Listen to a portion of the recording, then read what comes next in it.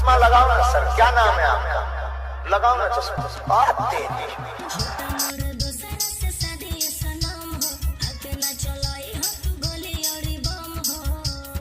ऐसा है क्या?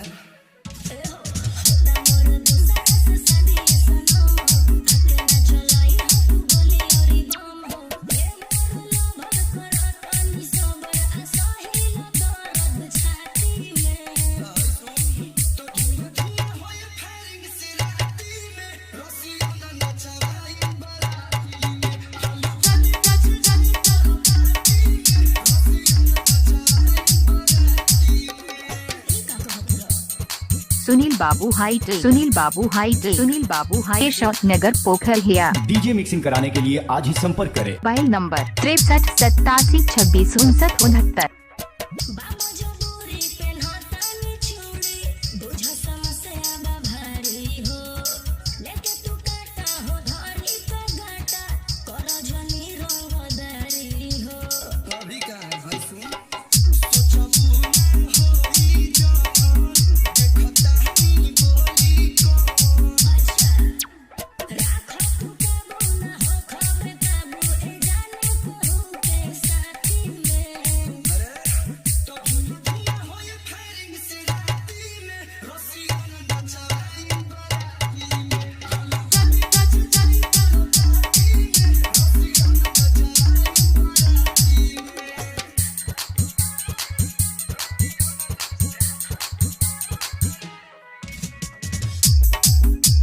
सुनील बाबू हाइट, सुनील बाबू हाइट, सुनील बाबू हाइट, शॉट नगर पोखर हिया। डीजे मिक्सिंग कराने के लिए आज ही संपर्क करें। Mobile number 63 87 26 69 69।